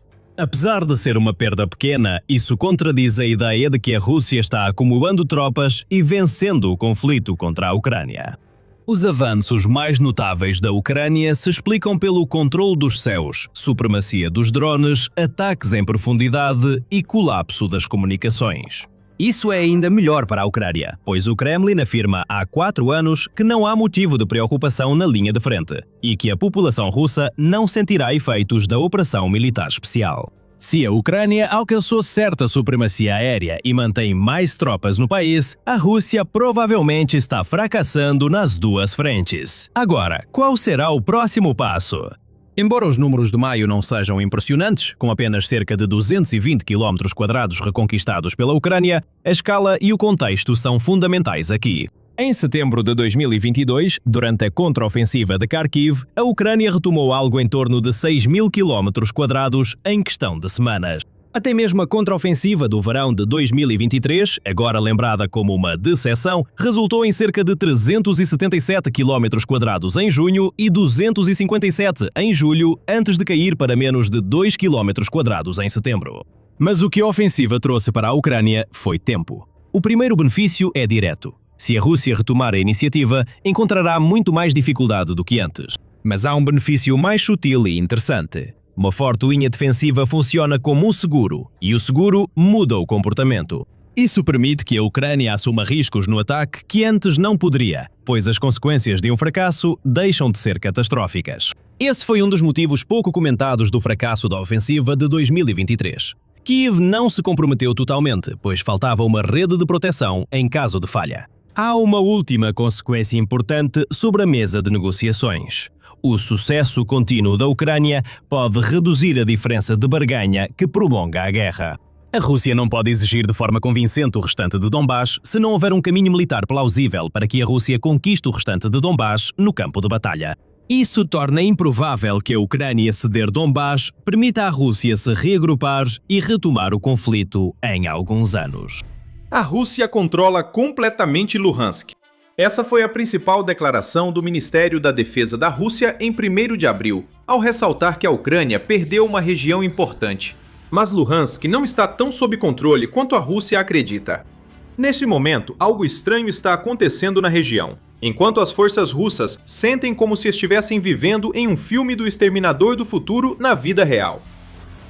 O céu de Luhansk não são mais da Rússia. Agora, a Ucrânia controla a região. Máquinas de metal causam baixas nas forças de Putin em Luhansk, e em poucos dias veremos a virada da situação da Ucrânia na região. O terceiro corpo de exército ucraniano rebate as alegações russas de controle sobre Luhansk. Usando o Telegram, o corpo desmentiu instantaneamente as alegações da Rússia ao revelar que realizou uma operação que demonstra o quão frágil é o controle da Rússia sobre Luhansk. Em resposta às declarações do inimigo sobre a captura de Luhansk, anunciamos uma operação para controlar rotas logísticas em Luhansk e no leste de Slobozhansk. O corpo anunciou em alto e bom som: Luhansk, Starobilsk, Alchansk, Brianka e Kadivka estão agora sob controle dos drones do terceiro corpo de exército. Isso mostra que, apesar de muitas tropas russas em solo, faltam defesas aéreas para impedir danos dos drones ucranianos em Luhansk e até além da região, em território russo. Isso é controle. Se os céus abrem, os exterminadores voadores vêm.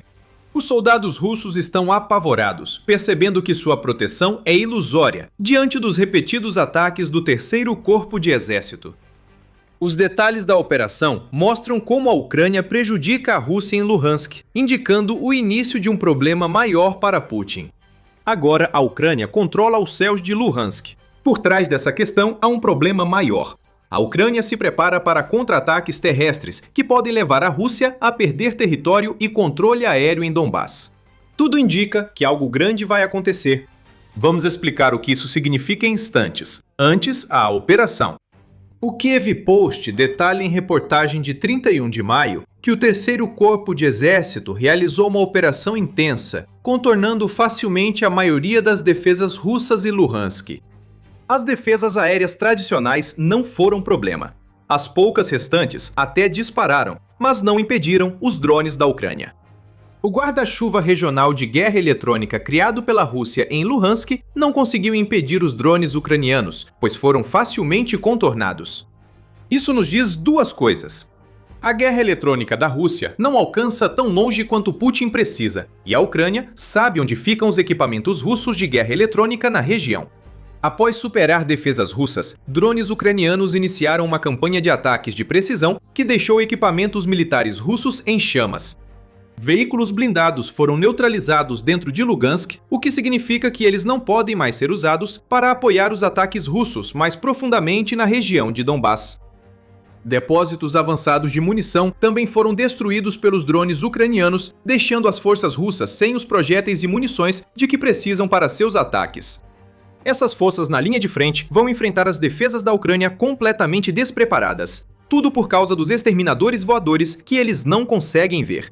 Dentro de Lugansk, os capangas de Putin estão apavorados para enfrentar uma ameaça letal e aterrorizante que avança pela região. O domínio aéreo da Ucrânia em Lugansk é tão grande que até o Terceiro Corpo de Exército fez ataques ao território russo. Drones do corpo usaram Lugansk para atacar profundamente a Rússia, atingindo o posto fronteiriço de Izverina. Esse posto não é só uma passagem entre Ucrânia e Rússia. É uma artéria logística essencial que permite à Rússia enviar da própria Rússia munição, tropas e blindados para as linhas de frente do Donbass via Lugansk. Essa pode ser a verdadeira história da Rússia perdendo o controle dos céus de Lugansk. Com essa perda de controle, vem a perda da logística.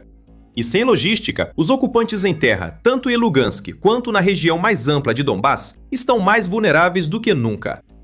No comando da operação está um soldado com uma ligação mais profunda com Lugansk do que qualquer força russa que ocupa a região. Esse soldado é Alexander Ivantsev, que usa o codinome principal Skid, que significa leste, e ele é comandante de pelotão e natural de Lugansk. O Kiev Post explica que a unidade dele, Skid, está entre as elites do Terceiro Corpo de Exército. Ivantsev luta desde o momento em que a Rússia invadiu. Uma das maiores ousadias dele foi ser enviado de helicóptero à usina Azovstal, em Mariupol, para reforçar as defesas durante uma operação aérea. Ele lutou bravamente, escapou quando precisou e percorreu muitos quilômetros de território ocupado para retornar às linhas ucranianas. Agora, Skid é oficialmente um herói da Ucrânia, tendo recebido o título após suas façanhas em Mariupol. Após o que fizeram em Luhansk, pensamos que a Ucrânia deveria criar outro título de super-herói, além do que Skid já possui.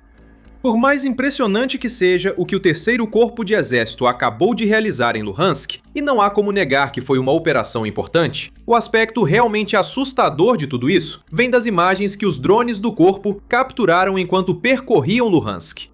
Essas imagens, divulgadas pelo corpo no Telegram, mostram que Luhansk virou uma cidade fantasma diante das defesas russas. Grande parte da cidade ainda está de pé.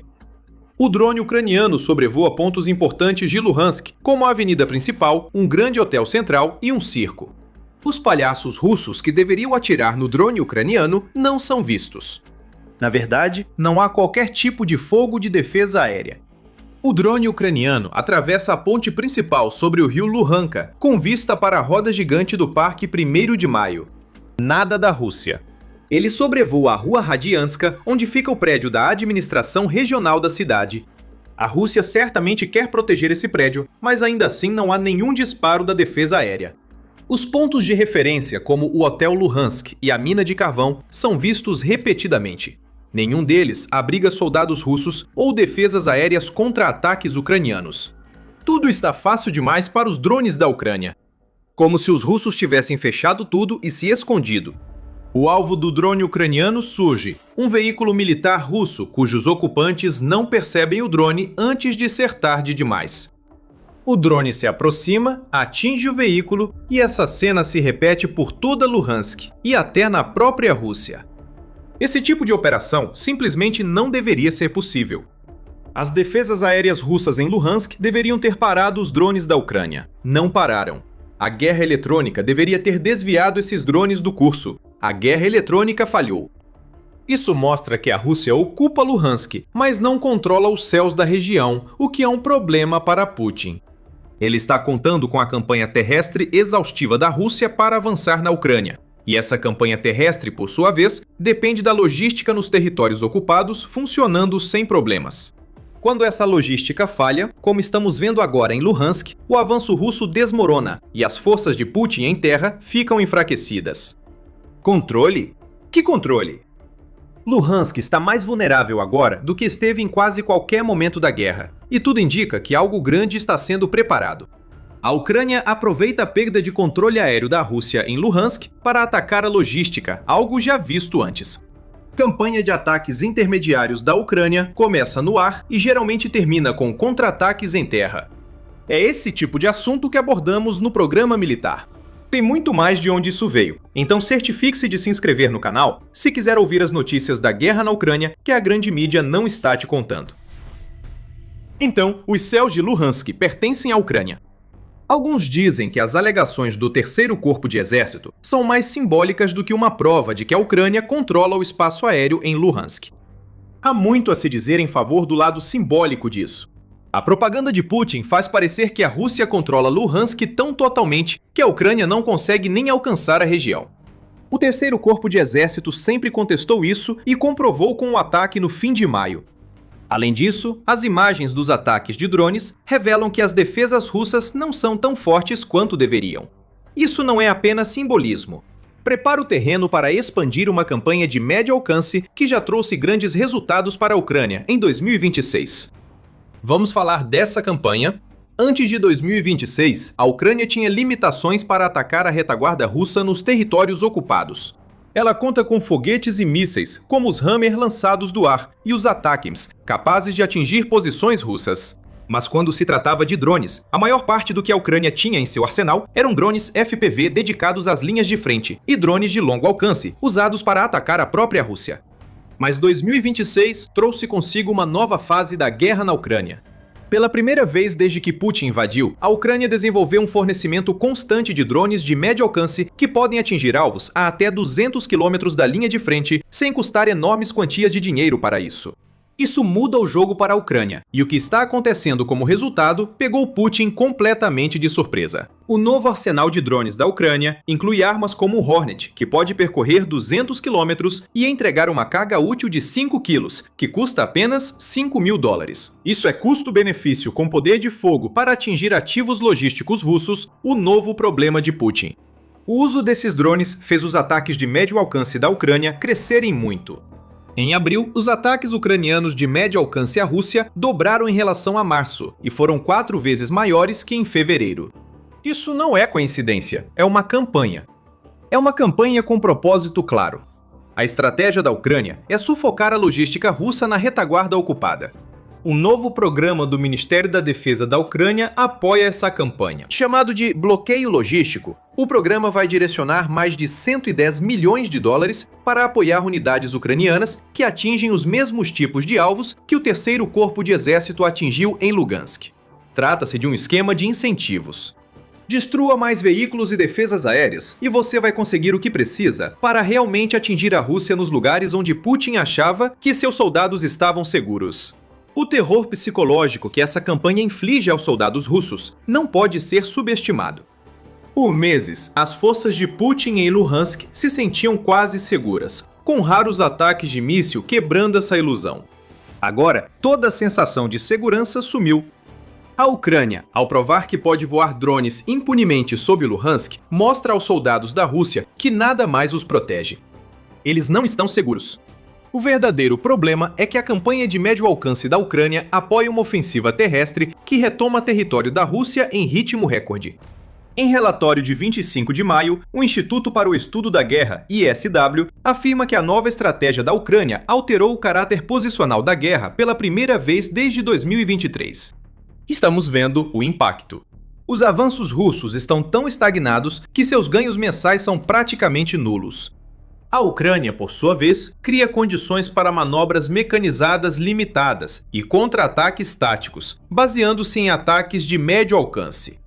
O sucesso da Ucrânia em conter e reverter avanços russos em partes da linha, aliado à reintrodução limitada de manobra mecanizada tática, pode indicar o início de uma nova fase da guerra, segundo o ISW.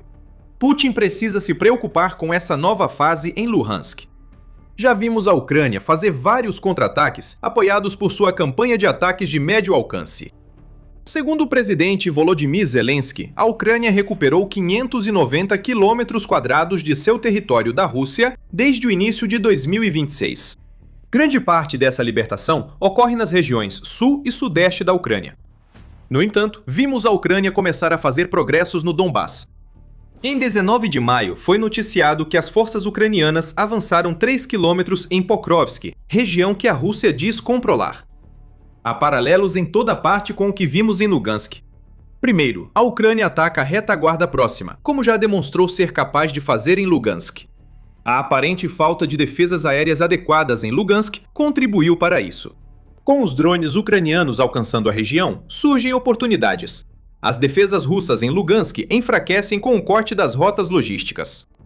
O controle dos céus pode evoluir para contra-ataques contra defesas russas enfraquecidas, permitindo à Ucrânia libertar território em Lugansk. Esse padrão já ocorreu várias vezes em 2026 e pode se repetir em Lugansk, trazendo grandes problemas para Putin na frente de Donbass, que discutiremos a seguir. Sobre o simbolismo do que a Ucrânia alcançou em Lugansk, não são só as tropas russas que sentem como se estivessem em um filme do Exterminador do Futuro. Blogueiros militares russos estão assustados com as ações da Ucrânia e relatam a situação em Lugansk. O ISW relata que blogueiros militares confirmam que a Ucrânia está realizando ataques de médio alcance em Lugansk, sendo que a penetração das defesas aéreas da região também significa que os drones ucranianos têm caminhos livres até regiões russas como Rostov. Os ataques em Donetsk e Lugansk também estão causando escassez de combustível e suprimentos de munição, o que contribui para o enfraquecimento da linha de frente que precisa acontecer para que a Ucrânia realize seus contra-ataques direcionados em terra. Mesmo sem atingir diretamente Lugansk, o controle aéreo ucraniano na região prejudica Donetsk, pois os soldados dependem de equipamentos vindos de Lugansk para a linha de frente. O controle da Rússia sobre Lugansk não é como afirmam, e já vemos blogueiros militares russos revelando isso, mostrando que a propaganda de Putin começa a ruir. Isso nos leva a outra questão que os ataques da Ucrânia em Lugansk criam. Putin perde rapidamente influência nas negociações de paz. As grandes alegações da Rússia sobre o controle de Lugansk, assim como suas afirmações de controlar cidades como Pokrovsk, não estão sendo feitas apenas para convencer o povo russo de que a suposta operação militar especial está no caminho certo. A Rússia diz isso para passar a ideia de avanço descontrolado na Ucrânia e sugerir que o exército ucraniano é incapaz de impedir a perda de Donbass. Como o controle aéreo da Ucrânia em Lugansk afeta a narrativa de Putin? Nada de bom, com certeza. Com o avanço russo mais lento e a Ucrânia refutando as alegações de Putin de que está esgotada, diminui a chance de a Rússia obter um acordo de paz que leve à cessão do Donbass pela Ucrânia. A Ucrânia sabe disso. Por isso, como informou a Nova Voz da Ucrânia em 29 de maio, a Ucrânia pressiona por conversas em nível de líderes com a Rússia após a desaceleração das negociações de paz lideradas pelos Estados Unidos. Segundo o ministro das Relações Exteriores da Ucrânia, Andriy Sybiha, o modelo de negociações liderado pelos Estados Unidos chegou ao seu limite. Chegou a hora de a Ucrânia apresentar o que Sybiha chama de propostas viáveis à Rússia. Propostas começariam com o fim das hostilidades na linha de contato, seguidas de negociações de paz. A Rússia pode ter que aceitar essa nova negociação. A guerra na Ucrânia chegou a um ponto de virada e nada está favorecendo a Rússia. A Ucrânia está intensificando sua guerra com drones e começou a atingir tipos de alvos que nunca poderia atingir antes. Avanços na linha de frente estão sendo feitos, e a estratégia de médio prazo que a Ucrânia está seguindo parece estar preparando o terreno para avanços que podem chegar até Luhansk. Nada disso está acontecendo de acordo com o plano de Putin. O líder russo deu prazo até setembro para o colapso total do Donbass, segundo a inteligência militar ucraniana, em abril. Na época, isso parecia uma meta ambiciosa. Enquanto drones ucranianos sobrevoam Luhansk sem resistência da Rússia, isso parece ridículo. O controle do Donbass é o maior impasse nas negociações de paz atuais. Antes da operação do Terceiro Corpo de Exército, a Rússia afirmava ter controle total sobre Luhansk e convencia pessoas importantes disso. Mas agora, esse controle não atende mais às necessidades de Putin. Os céus de Luhansk são da Ucrânia. Os ataques da Ucrânia nos territórios ocupados e além estão ficando mais fortes e intensos. Se Putin quiser sair da guerra com alguma dignidade, precisa optar agora por iniciar negociações. Se ele não fizer isso, a Ucrânia está na posição perfeita para fazer com que seu controle da batalha aérea em Luhansk tenha impacto no solo do Donbass. Avanços estão sendo feitos em lugares que supostamente já deveriam ter caído, e Pokrovsk é o exemplo perfeito. Mencionamos isso anteriormente. A Ucrânia completou um avanço de 3 km para dentro da cidade que a Rússia afirma controlar. Por que isso é importante? E o que isso significa para a campanha da Rússia no Donbass? Você pode descobrir as respostas para essas perguntas e muito mais assistindo ao nosso vídeo, que mostra como a Ucrânia completou seu avanço brutal pelas linhas de Pokrovsk. E se você gostou deste vídeo, não se esqueça de se inscrever para ver mais das nossas análises sobre o que realmente está acontecendo na guerra na Ucrânia. E obrigado por assistir.